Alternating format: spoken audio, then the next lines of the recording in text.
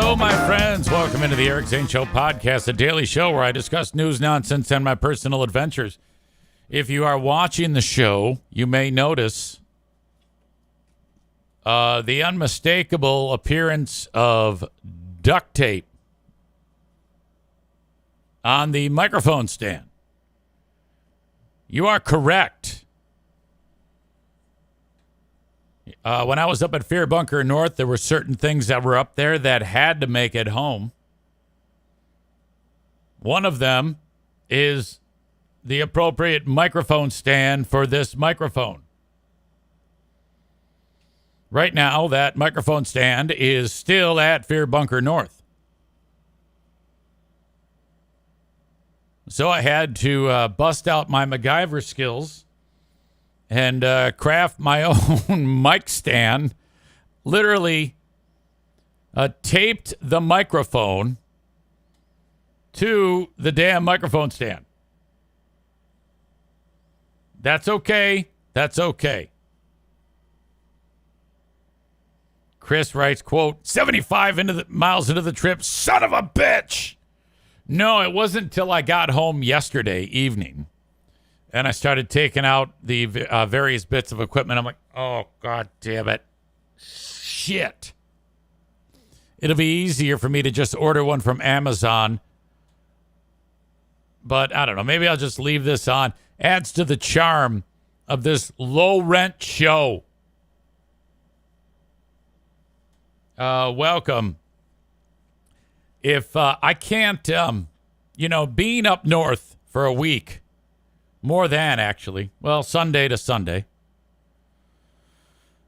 doing the show every day, the only thing that kept me going in that affair was the idea that it was temporary. Getting up earlier than I like to. Having to drive to a radio station, which just blows having to do that. I enjoyed doing the show. I enjoyed hanging out with the people that work at that radio station, Q100. Love them so much. But then got to race home, take care of the dogs. And then I think the biggest thing that screwed me up the most was the poverty internet. That's what put a damper on things. The poverty internet. And I basically cobbled together various bits of equipment to be able to make that show be completed. I was able to do it. It was a slog. Everything was difficult. I mean, here at the house, I've got a much faster setup. So it's like you take for granted the clickability. When you click on something and it responds in an instant. It was like having dial-up internet when you were first trying to download porn in 1996. God dang. So if I really don't even like to look forward to the day when I have to do that again. That was it was very difficult. But I like doing that better than I like doing best of shows. And if I have the opportunity to do that type of show as opposed to a best of show, I will. Kenny says, clickability. Nice new word you invented there. I like it. You're darn right. Okay, so for this canoe marathon, I do have some a video that I'd like to share with you that is kind of fun. Give you an idea of exactly what we're dealing with here. So I shot video from the very start of the race, which they have like 100 different canoe teams of two. And they are like a quarter mile away from the start. And everybody has their canoe and the gun goes off and then they have to run to the water. Le Mans style start. For some of you, I've shown this video before, but this is video from the actual event that we were at. That I shot. So this is my video from that event. And then I rushed over to the... After the gun goes off, I let... These maniacs are running down the street. And then I stopped the video and had to run as fast as I could to get to the actual start with them getting in the water. I'll show that in a second. Yes. I mean, it's up to you. If you want to stand in a line of fire. There they are in the distance. Here they come.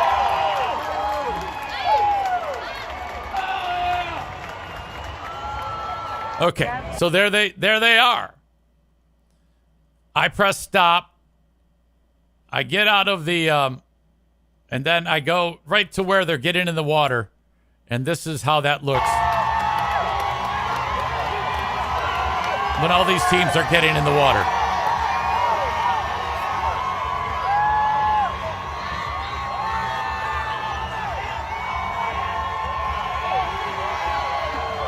Look at this.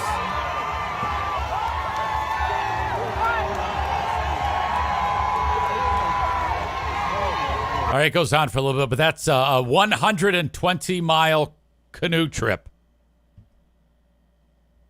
My God. And they start at 9 p.m. that night, and then they paddle all through the night, and the winning time was about 14 and a half hours.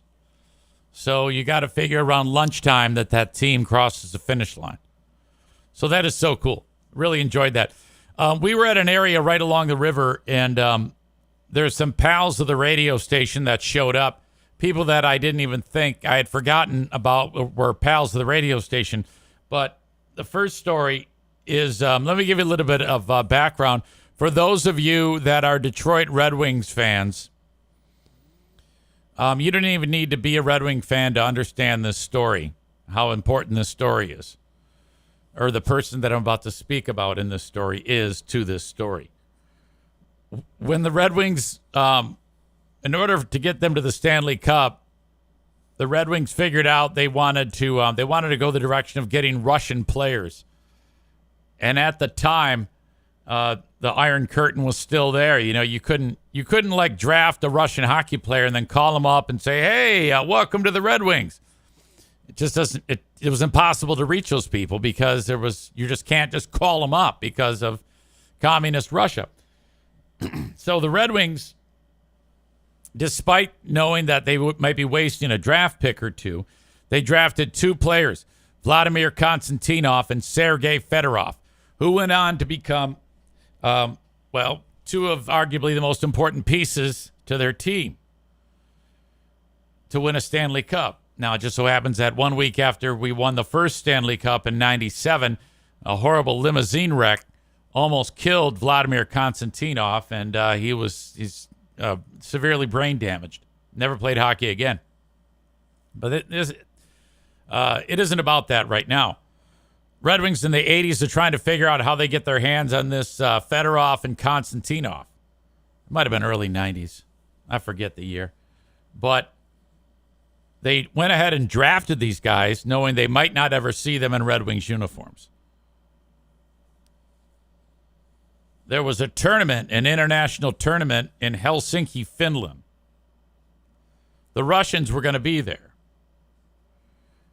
And the Red Wings came up with a plan to try to get a message to the two Russians to let them know the Red Wings want them, and there's a truck of money for them if they agree to defect. But again, you can't just walk up to them. There's KGB everywhere. They need some type of ruse. Well, it just so happens there's a writer for the Detroit Free Press by the name of Keith Gave. And when Gave was in the military, he knew Russian. And he was a linguist, a Russian linguist. And so he's a sports writer. He covers hockey for the Free Press. He's going to go to Helsinki, Finland to cover the fucking international games. So the Red Wings said, "Hey, you speak Russian?" "Yeah." "Okay, here's what we're going to do." And they give him a couple of handwritten notes. And they put it into a book or some shit to give to the players. So Gabe goes and speaks to Konstantinov and Fedorov. Hey, so what do you think of the tournament? How's the competition? How's the Russian national team doing? Oh, okay, great. Okay, yeah, and he's talking to him in Russian. Then he goes, all right, yeah, by the way, this is a great book. You should read this book. He gives him a book. Gabe gives Fedorov and Konstantinov a book. Well, in it is the note from the Red Wings. And sure enough, they get the goddamn message. And Gabe is like, all the while, there's KGB all over the place and fucking he's free. It's like double agent shit. There's a, Gabe wrote a book called The Russian Five, which became a film. And it's an awesome film. I talked to the makers of the film some time ago on this very show, but I'm going somewhere with this because I'm at the canoe marathon and standing next to JC, I go, motherfucker, that's Keith Gabe. I go, hey, now I don't fanboy on anybody. The only people I fanboy on are radio, TV, and writers from Detroit. Those are the ones that I fanboy on. I go, hey, are you Keith Gabe? And he goes, yes, I am. I go, Jesus Christ. Eric Zane. He goes, oh, yeah. And so we started shooting the shit with fucking this guy was so instrumental in getting those two guys to the goddamn Red Wings. And I was like blown. And he was so funny. Nicest guy in the world. Holy shit. He lives up there and he's pals with JC. So I'm like, fuck me. This is so cool. I get to hang out with you two. So, that goes on. In fact, this is the trailer to the Russian 5 film. It might interest some of you if you haven't yet seen the movie. When you haven't won a Stanley Cup for 40 years, I don't care how much talent you may or may not have, you're an underdog. Jeff Daniels, he's, of course, a huge Red Wing fan from Michigan. The team I took over in 1982 was in the Detroit River, quite frankly. I don't mean to be rude or anything, but you don't have any kind of a hockey club. I knew that there were good players in Russia. The problem was there was an Iron Curtain. There's no book, you couldn't go anywhere and say, okay, how do you get a guy to defect? I knew one guy that spoke Russian. That's Keith Gabe right there. I get to Helsinki, I notice a guy, I'm convinced he was their KGB guy. Literally, we're making it up as we went along. I said, Sergey, this money's yours if you leave now. It was interesting for me. It was like a little bit exciting. My home phone rings, and it's some guy from the State Department. Do you know the whereabouts of Sergey Fedorov? To which I basically said, yes. Very quickly, you're like, hey, this guy's pretty good, One of the most talented players I ever saw in my life. Scotty Bowman knew one thing, that the Russian game is played in 5-man units. First time in NHL history, 5 Russian guys playing in the same unit. I said, let's go. They played a different style. It was keep away. I mean, literally, they would play keep away. No way. What is this, hockey night in Canada or hockey night in Russia? Hasta la vista, baby. People questioned Scotty Bowman. They questioned if we could get it done. They're coming over. They're going to have to play the Canadian way. They're going to have to toughen up. It's way beyond hockey. American, Canadian, Swedish, Russian. They're all Red Wings! None of this matters unless we win. The Wings and the Flyers in a Stanley Cup showdown. And boy, did they. So I was blown away by that. And then, so I walk away. And then I come back. And who is there? Fucking George Blaha. Now, some of you are like, who? What? Huh? George Blaha? Who? What is that? Okay. Again, Detroit legendary media. George Blaha has been the PEA, or the radio and TV play-by-play guy for the Detroit Pistons since like 1975. He's also the Michigan State radio voice of the Michigan State Spartans. And I was like, holy shit. My God, I've been watching George Blaha for as long as I can remember. My fat face interviewed Mr. Blaha. Let's take my mic cut out for the beginning of this, so bear with me. I'm jumping ahead. So where they are. When I moved here, and our family would come down. Blaha's from Grayling. By the way, I couldn't look more round in this picture. I look like a thumb. Down to the banks of the Asable and watch this, and we were excited about it then, but it was more of a Grayling thing then. And now it's become more of a Northern Michigan thing, then more of a state of Michigan thing, and then more of a Midwestern thing, and now it's almost a national, international race. So this thing has gone big time, but I'm happy that it has, because it's a great test for a lot of people's desire, toughness, and all that. So you're still happy with it? You're just people getting together, having a good time. Exactly. I mean, what else would you want to do on this last Saturday in July in Grayling? Weather's been perfect. We're blessed with that, and we're blessed to have you, ladies and gentlemen. George Blaha, thank you. Great to be on Q100. Thank you, buddy. There you go. Oh God, look at that face. Look at that. How round I am. That is. If that's not rock bottom, I don't know what is. That, oh my God, that chin. That is John Gibbs' neck roll.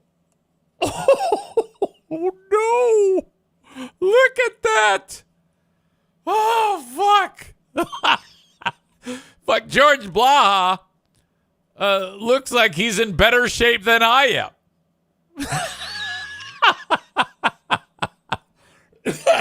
Oh my God. Yeah, that is I gotta do something fast. Jesus. Yeah, we're getting a lot of hilarious comments from audience members about my fat fucking face. But the point of all that was, it was to be by George Blaha. I mean, this guy is a living legend. He is in the category of like, Ernie Harwell, Vin Scully.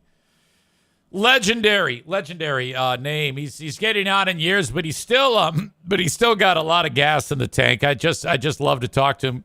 Corey has a great suggestion. Make that pick your Facebook profile. If I do that, it'll keep me motivated. If I ever get the idea that, oh, yeah, you're looking good. No, I'm not.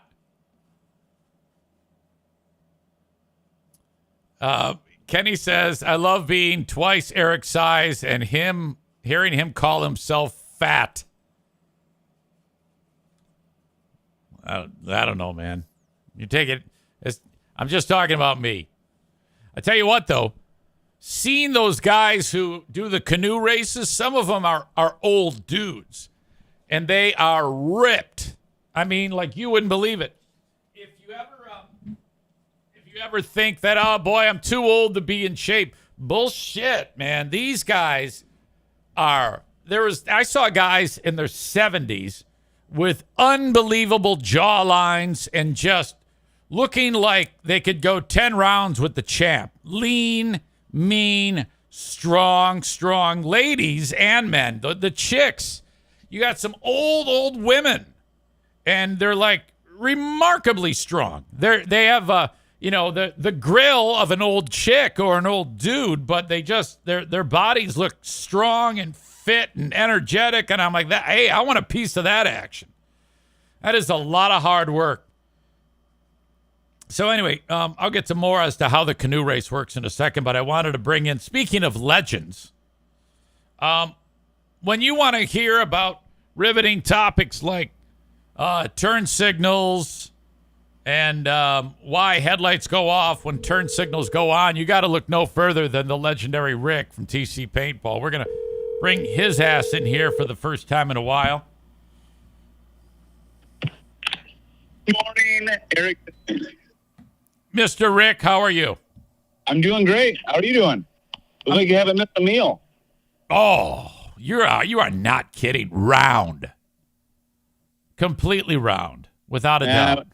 That's a like a living thing. It fluctuates, right? You get a little round, then you get motivated to get rid of it, and then you get rid of it. You think you look good, you can get complacent, then you get round again. It's a vicious cycle.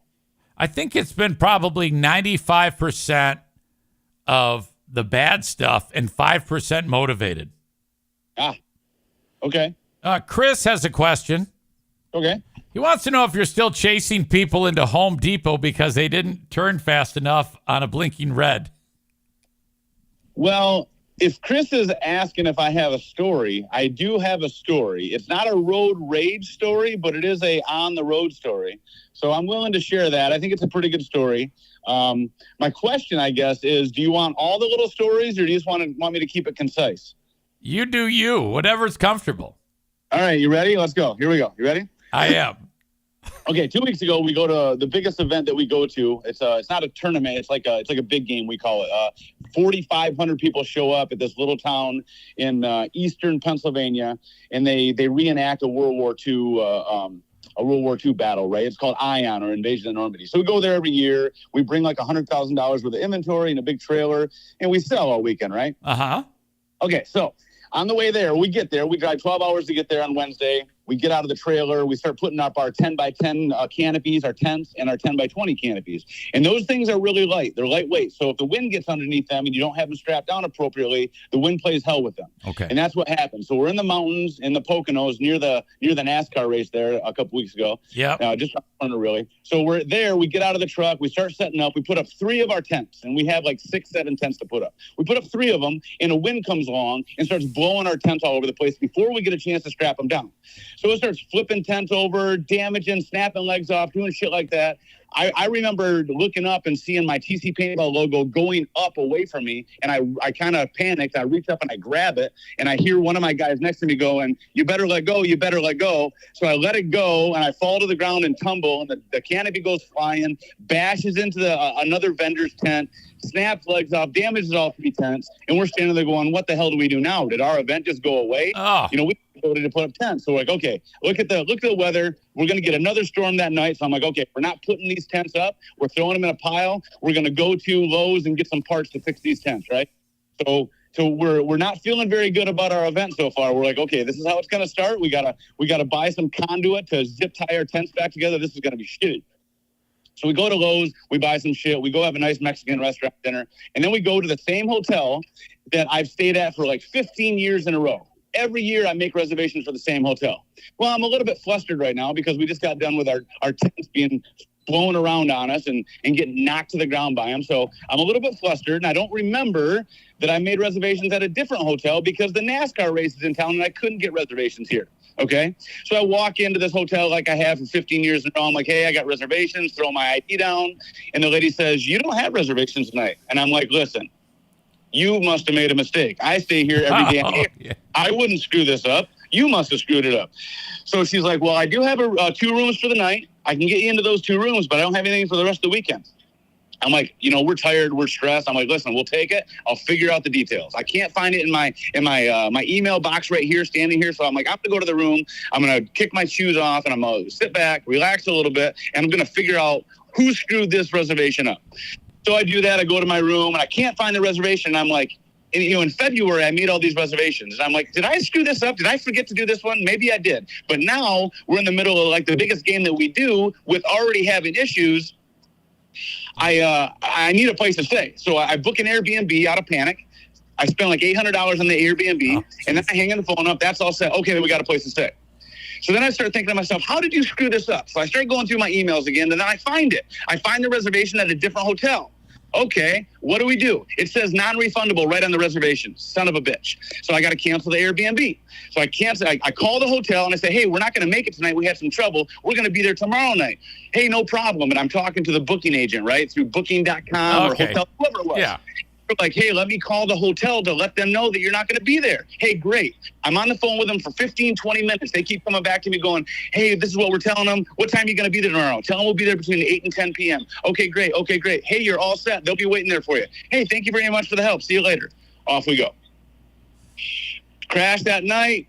Get up the next morning. We're at the field we're on the way to the field at 5:30 a.m. We stop at Wawa for our breakfast. I had issues in my trailer on the way there. My trailer brakes kept going out. So I'm underneath my truck trying to figure out if there's a loose wire or something. This asshole next to me is less than an inch from me as he's backing his car out. Almost runs my ass over in the Wawa parking lot. There's people yelling at the car. They're pumping their gas going, hey, you're going to hit him. Hey, you're going to hit him. And I'm like, I don't even know what's happening yet until he pulls away and I feel the tire brush against me. And I'm like, what the fuck just happened? Did I just almost get... Yeah. So I'm like, what the hell else is going to happen this trip, right? So we get to the field. We're at the field working at 5:45 a.m. We spend 2 hours fixing tents. Oh, we're great. Build our booth. Have a good day on Thursday. Everything's great. Hey, we're done for the day. Let's go to our hotel. Go to the hotel that I actually booked. Okay. Okay. Walk in the door, and the guy's walking out. It's just before 10 p.m. Dude's walking out or walking up to me. He's like, hey, do you got reservations? I said, yeah. He goes, oh, you must be Langworthy. And I'm like, nope, it's Steinebach. Oh, well, the only people that haven't checked in is Langworthy. And he starts looking at the computer screen. He's like, yeah, you guys were supposed to be here last night. And I was like, yeah, I called and told you I was going to be here tonight. It was non-refundable, so we should be all set. Oh, well, you didn't call us, though. I said, okay, but I called the 800 number on the reservation. Well, you called Priceline. Oh, boy. So I called the 800 number that was on the reservation that I booked. So I don't know what else you wanted me to do as a consumer. They said that they called you. Nobody called us. I'm like, okay. So do you have a room or not? Yeah, we have 2 rooms, but it's not the same rooms you booked. Okay, what is it? Well, it's a king suite and another one with a king bed in it. I said, okay, we'll take them. We'll figure it out for the night. We'll take them. Okay, that'll be $650 a night. I'm like, well, that's a little inflated, but I already paid $3,000 for these rooms months ago. Jesus. And he's like, yeah, but you didn't pay us. I said, but I paid for the booking at your hotel. So this guy, he gets flustered, and believe me, I'm with 3 guys that have traveled with me a ton, have been in a lot of frustrating situations with me, and I can lose my cool. I admit that. All 3 of my guys have said, you didn't even raise your voice. You didn't even say anything derogatory. All right. And this guy had some personality features that would have indicated that I could have given him a hard time. Okay, he's giving you a little sass. I told him he was childish, and that's all I said. I didn't say anything derogatory to him, but I wanted to. I was thinking it, but I didn't say it. I wanted to keep it above board. And then finally he just throws his hands in the air. I don't say shit, and he goes, I'm done with this a-hole. Oh! And I'm recording this guy because I'm like, this is kind of escalating. I wonder where this is going to end, right? Am I going to need proof? So I'm recording this guy.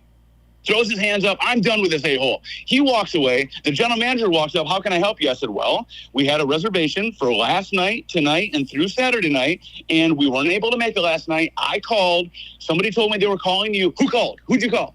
I'm like, I called the 800 number on the reservation. Okay, well, you didn't call us. I'm like, okay, but they said that they did. And regardless, I have a non-refundable reservation, and I prepaid for this for $3,000 for 2 rooms. Why can't I use that money towards these rooms? She's like, I'm not renting to you. You got to leave. Oh, my God. I'm like, are you kidding me? And then what do you do at that point? I'm not going to get anywhere. I'm like, no. Okay.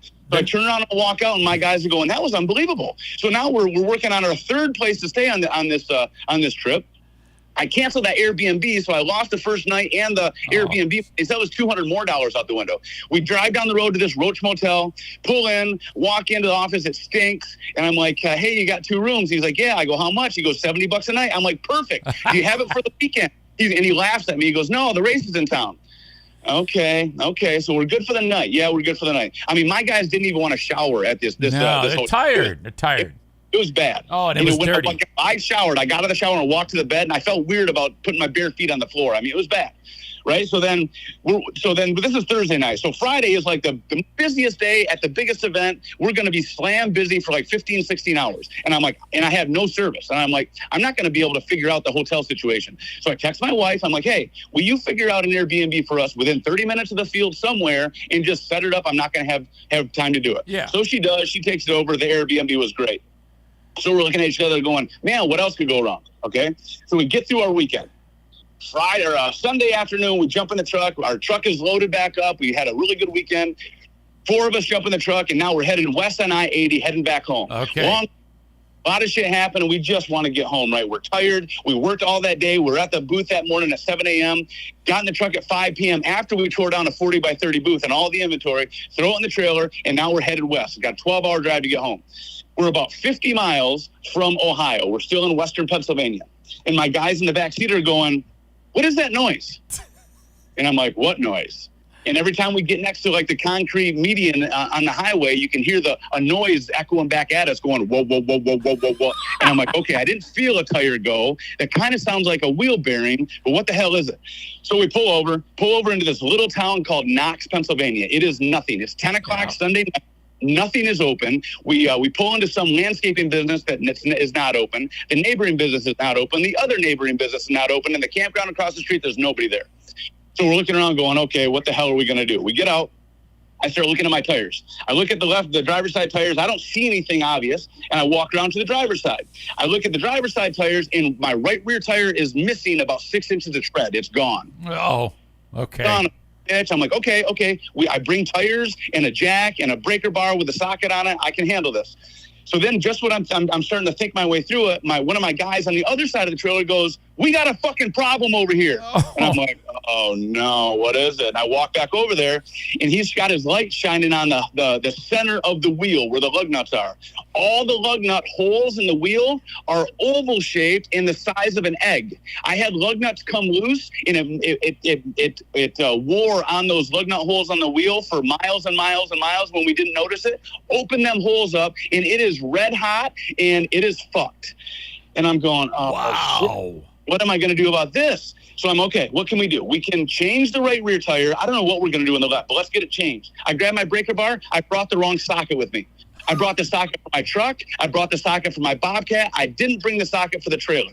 So there I'm standing there with a breaker bar. I got a jack. I got 2 tires and wheels. I can't do anything with it. Oh, my God. 10 o'clock Sunday night, and all we want to do is get home. And I'm like, well, we're fucked for the night. We are absolutely fucked. So I'm like, okay, what do we do? Start calling some 24-hour trailer repair places, right? So maybe someone can come here and fix it on the side of the road, as unlikely as that seems, right? So I start calling them, and I'm talking to one guy on the phone. He's $200 an hour. He's talking me out of it because he doesn't think he's going to have parts for it. Yeah. He's like, I might go over there and spend a couple hours and not get you anywhere. And I'm like, well, what do you recommend? He goes, why don't you have it towed? I'm like, that's a good idea. So I start calling 24-hour tow services. So I'm working on getting a quote to take me from Pennsylvania to Grand Rapids, Michigan, just to get the trailer home, and then we'll deal with whatever once we get here, right? Yeah. So I'm like, okay. So I get one quote for $3,000, and I'm like, yeah, right. I ain't spending $3,000 to tow my fucking trailer home, right? So then I get another quote for $4,400, and I'm like, well, $3,000 don't sound too bad now. And then the $4,400 quote will turn into $4,000 if I just wait till morning. I'm like, motherfucker, I ain't ever getting home, right? What do we do, right? What do we do? So I'm like, well, maybe we'll wait till morning. I have one of my guys look around for a U-Haul place. There's one a few miles away. They open at 9 a.m. If we wait 11 hours, and then we can load everything in the U-Haul and then maybe drag my trailer home empty. I don't know. What do we do? So I'm trying to figure this out, right? Yeah. One guy that his real job, he's a plumber, and he's got to be home at 9 a.m. for he's got to go to work the next day. Yeah. I'm like, I got to get you home. So I'm standing there, and I'm on the phone. I'm getting this quote. In a white, now, mind you, Knox, Pennsylvania is not a metropolis. It is a nothing town. And probably in an hour of standing around, 3 cars have gone by.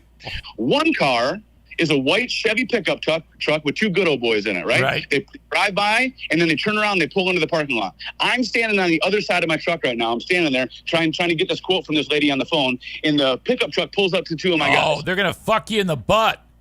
I didn't know what to think. We just came from a big event. I got a bunch of cash on me and shit. I didn't know what to think was going to happen. So I'm putting my backpack in my truck, locking the door, stuffing it under the seat, just trying to be as secure as possible. I got no weapons with me, so I'm screwed. If they want to rob me, we're screwed. So the guys go, you guys having some trouble? And we're like, yeah, we are. He's like, well, you want us to look at it? Absolutely. That'd be great, right? So they walk around and they look at the wheel and they're like, fuck, that's pretty bad. We're like, yeah. He's like, huh. You know what he says? What? He goes, I might have lugs in my truck. And I'm like, what? He goes, yeah, I might have these same lugs in my truck. Let's get that wheel off there. All right. So we get my jack out. We jack it up. Every lug was loose. Like the lug nut on the lug stud was turning in the hub. Like we couldn't get the lug nuts off. Right. But that's okay because the holes in the wheel were so fucking big that it just lifted over the lug nut. Yes. We pulled it off without pulling a nut off. So there it is laying there. And the dude turns around and he looks at me and he goes, I just sold a trailer to my buddy. Oh, no, that didn't happen yet. Sorry. He goes to his truck, comes back with fucking brand new lugs in his hand, bro. He had lugs with him. Wow. And he compares it to the size I have on my trailer. Wrong size. Sad drop bone. Wah, wah. Oh, man, we thought we were saved. Oh, thanks for checking, bro. That's awesome that you actually had the lugs on you.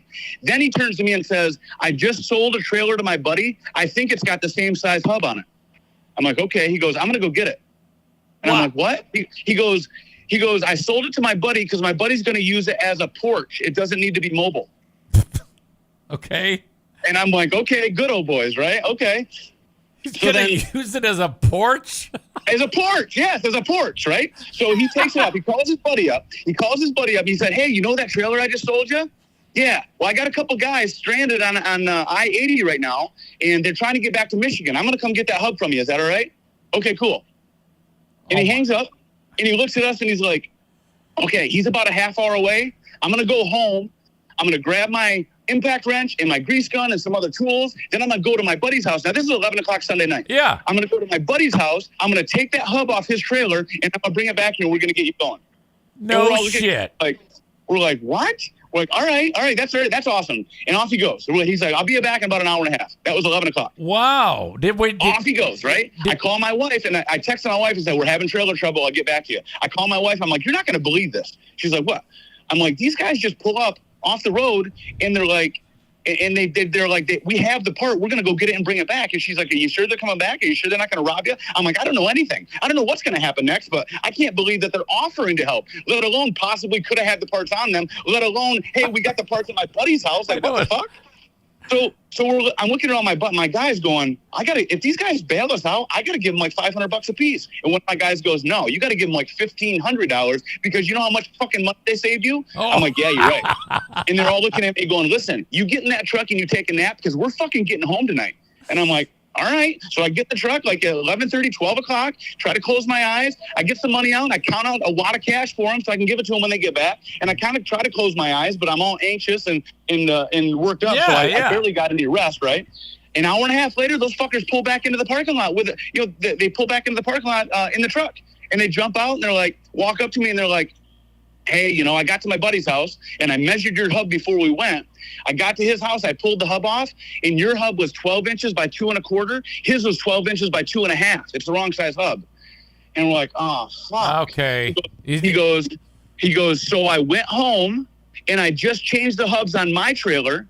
So I pulled it. I knew it was the same size. So I pulled one of my hubs off. Jesus. Yeah, he gets the hub out of his truck. He's committed. He gets the hub out of his truck. He walks over and he fucking starts putting the hub on my trailer. And then he gets my old hub off. Every one of the fucking lug nuts is loose in it. He goes, hey, if you don't mind, when we get this done, would you mind if I took your hub and I could fix it and use it for my trailer? Oh. And I'm like, no, bro, that's fine. That's fine. Absolutely, you can have my hub. We'll trade. So he buttons it back up, puts the lug nuts back on, drops it down off the jack. His buddy immediately grabs the jack, walks around to the other side of the trailer, jacks that side up, takes those lug nuts off. I throw him the spare. We put the spare on there, put the fucking damaged tires into my trailer, shut the door, and we're all standing around looking at each other going, did that just happen? What the fuck just happened here? Jesus Christ. We dropped the trailer off the jack, and I look at the guy, I go, hey, and he had a 4-way lug wrench, right? And I didn't have the right socket for my breaker bar. I go, hey, I don't know if we're going to have any more trouble, but let me buy that 4-way lug wrench from you. He goes, bro, I got like 5 more at home. You can just have it. And I'm like, well, I appreciate that. So I reach in my pocket and I pull out this wad of 20s that I counted up for him. I'm like, let me buy it from you. And I hand him this $1,500 in 20s. And he goes, no, man, I don't want any money. I go, what about for your time? For your hub, for your gas, for the use of your tools, for your doing this in the middle of the night? Like, can I give you money for something? He goes, everyone finds themselves in a hard spot once in a while, and a little kindness goes a long way. Jesus. He patted me on the back. He said, good luck getting back to Michigan. Get the fuck out of here. We got in my truck, dropped it in drive, and I turned around and looked at all these guys. I'm like, did that just fucking happen? Oh, it's fucking 1 a.m. We got derailed by 3 hours, but I tell you what, I rolled into my house at 7:30 in the morning. And we fucking made it.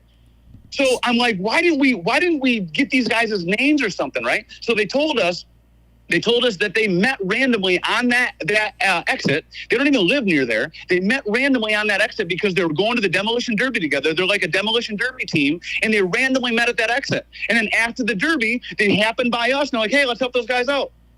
So I get home, and I'm like, fuck, I got to do something for these guys, right? I got to do something for them. Yeah. So I started looking at, like, Pennsylvania, like, Demolition Derby pages and shit like that. And finally, and I tell the story in the different Facebook groups. I'm like, hey, I'm looking for this guy. He's got a big red beard. He had this K&K Gutters shirt on. Help me find this guy. He deserves a king's ransom. Help me find this guy.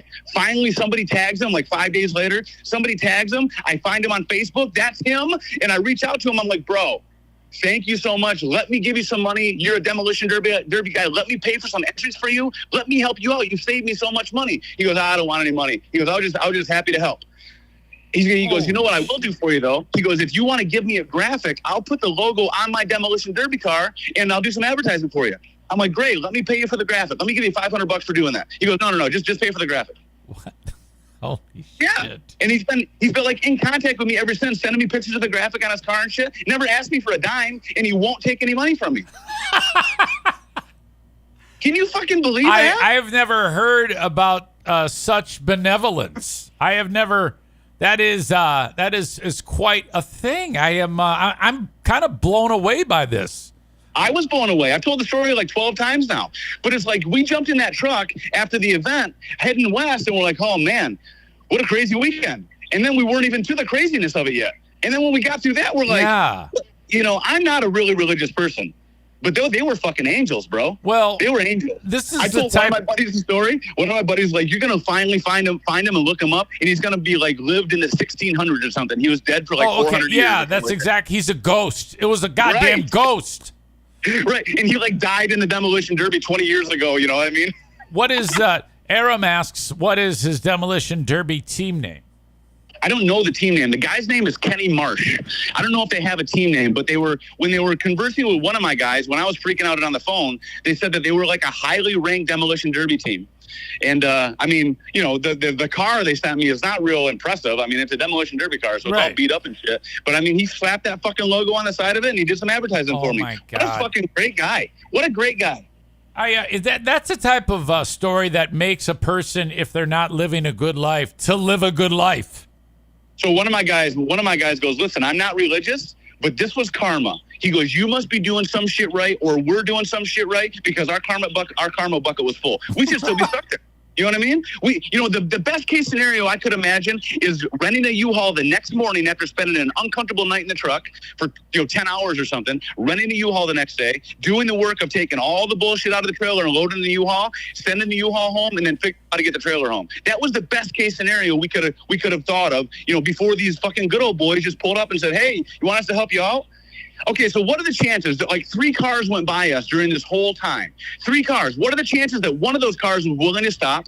What are the chances that one of those cars had the know-how to do it? And oh, by the way, had the fucking parts at home? Right. And the willingness to do something so kind. Yes. I mean, most of us would have understood if everyone just kept right on driving. Because that's what I do. Yes. I see somebody stranded on the highway. I'm like, oh, they got a cell phone. They're fine. You know what I mean? Well, Kenny Marsh has created a whole group of people now who will have to live like Kenny. What would Kenny do? Yeah, what would the other Kenny do? Now on my back, like, oh, let's help those guys out. Yeah, well, hey, that now makes it 2 Kennys that are real salt of the earth people. We got our Kenny. They're different people, yeah, but they're good people. Yeah, we should have do like a study about people named Kenny. I tell you what. My faith in humanity, I absolutely restored after that incident. I couldn't believe it. And we told him several times, you know what, bro? Where we're from, nobody would have stopped. Nobody would have stopped and helped us. Jesus, that's one for the ages, Rick. I'm glad you told me that story. Isn't that a great story? It's a great story.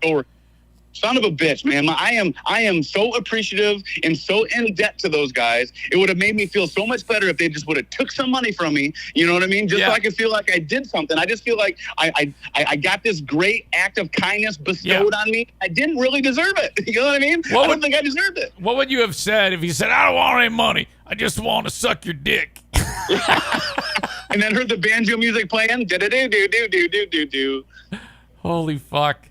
Wow, Rick, thank you so much for telling that. That's an epic tale of all that terrible shit happening to you, and then Kenny the helper comes out of the woodwork and does that. I love that. Yeah, and like every time I hear or I repeat, a little kindness goes a long way. I get a little choked up. Yeah. I'm like, it wasn't a miracle. Nobody was going to die unless maybe the next person that stopped was going to rob us and shoot us or whatever. But they saved us a ton of time. They saved us a ton of money. And after a long weekend, we just wanted to get home. They got us home the same fucking night. Like, I mean, that might not be a miracle, but holy shit, did it feel like one that night.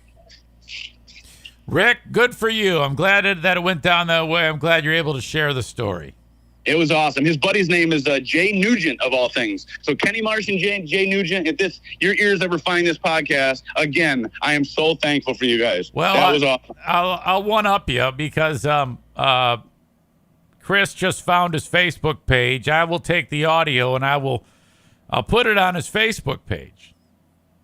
Okay. And then he'll have it. Hey, nobody fuck with him. I know what happens when people find out names and shit. Yeah, I don't think nobody they will. Fuck with him. This guy deserves. He's a one-of-a-kind individual in today's world, and he really deserves a ton of appreciation and no bullshit. No, I'm thinking that they'll kind of love on him. You know, that's the impression I'm getting. Yeah. Oh yeah. I mean, it was awesome, man. I can't say it enough. It was absolutely awesome. If somebody would have told me that story, I'd say they're full of shit. So that didn't happen, but I fucking witnessed it, bro. I witnessed it.